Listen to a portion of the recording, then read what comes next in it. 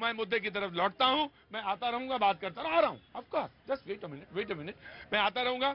बात दरअसल ये थी कि जैसा मैंने रखा कि अरुणाचल में हमारे जवानों को पीट रहा है चीन, ये कहना है राहुल गांधी का, और इसी पे हुआ बवाल, और बवाल पे भैया जी और साथ में देश को जवाब। जी देखिए, राजनीतिक लाभ के लिए, अपने राजनीतिक प्रतिद्वंदी को घेरने के लिए राष्ट्र की सेना के शौर्य पर सवाल नहीं उठाया जा सकता। 7 अगस्त 2008 को जो चीनी कम्युनिस्ट पार्टी के साथ एमओयू साइन हुआ था कांग्रेस का, उसकी असलियत आज देश के सामने है। आज देश को पता चल रहा है। राहुल गांधी कहते हैं देश की मीडिया, डियर मीडिया, चीन पर सवाल कब पूछोगे? अरे मैं पूछता हूं, डियर देश विरोधी, भारत की भाषा कब बोलेंगे? डियर देश विरोधी, कब चीन और पाकिस्तान की डफली बजाना बंद करेंगे? आपको जिस दिन, राहुल गांधी ये भी कहते हैं आम आदमी पार्टी गुजरात नहीं जाती तो हम चुनाव जीत जाते। मैं राहुल गांधी जी से कहता हूं, राहुल जी, जिस दिन आपको आपके चश्मे उतार कर देखिए, जिस दिन भारत के सैनिक दुश्मनों के दांत खट्टे करते हुए, दुश्मनों को पीट पीट कर सेना सीमा से बाहर भगाते हुए दिखाई पड़ेंगे, उस दिन आपको अपनी हार के लिए दूसरों पर ठीकरा नहीं पड़ेगा। तो बहस का आगाज प्रत्युष हो चुका है। एक कांग्रेस ने अपना पक्ष रख दिया, बीजेपी ने अपना पक्ष रख दिया है, कांग्रेस का पक्ष आना जरूरी।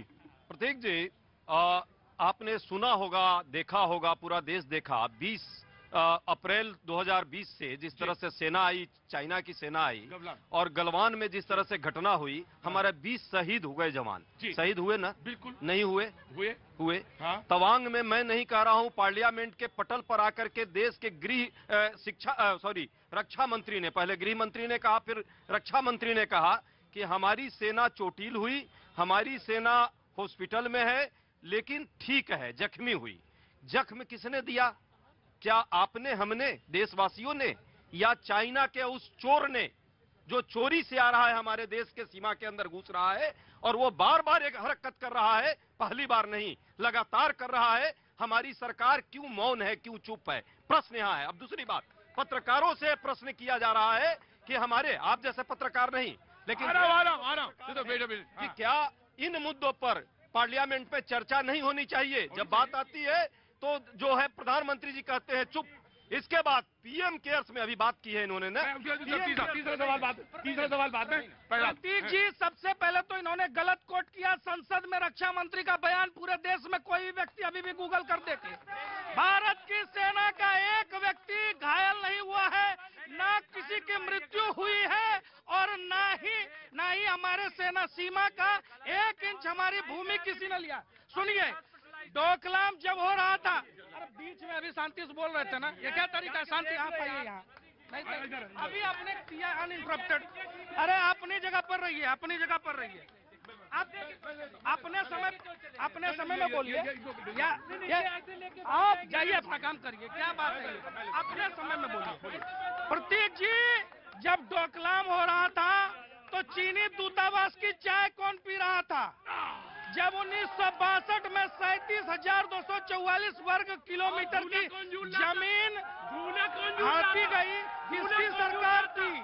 जब भारत को यूएन संयुक्त राष्ट्र सुरक्षा परिषद में अस्थायी सदस्यता और वीटो पावर चीन को गिफ्ट में किसने दिया था?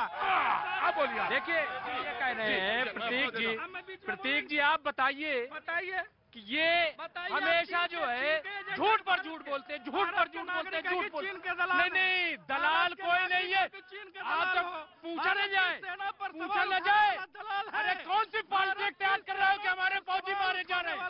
कौन? नोटबंदी आप देखिए, कुछ नहीं होगा। कौन फौजी नहीं? अरे कहानी में, अरे पुलवामा में, नहीं, ये बताइए।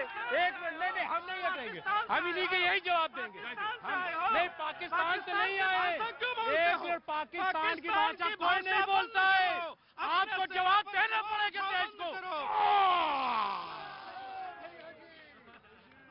गजब है। अभी इससे पहले तमाम तरह की, मैं आ गया। मुमताज भाई, खैरियत। अरे रुकिए, कहाँ से आ रही हैं? कहाँ से आना हुआ? मेरे one by one, hold on. Mumtaz, हाँ जी, कहाँ से आना हुआ? दिल्ली से। हाँ, दिल्ली से। दर्शन हो गए? हाँ बहुत अच्छा किया। तो कुछ कहना है? वो आप सोचते थे क्या लड़ाई झगड़ा? हिंदुस्तान के आदमी को लड़ाई देखने में बड़ा मजा आता है। कहाँ लड़ाई हो रही, चलो देखे चल के। आगे आगे जी, आगे कहाँ से आना हुआ साहब? Himachal Pradesh, district Solan and Shimla. हाँ सोलन से आए जी। इन भाई साहब को पूछो कोई आर्मी में इनका है क्या? ये बॉर्डर पे गए थे?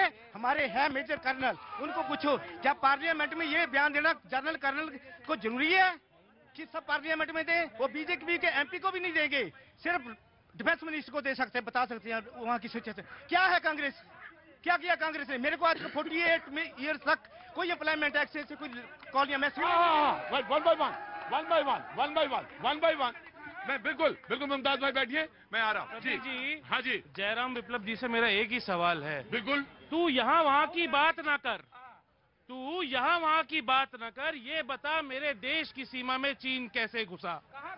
बिल्कुल घुसा। देखिए प्रतीक जी, आप इनको शांत करिए। पहली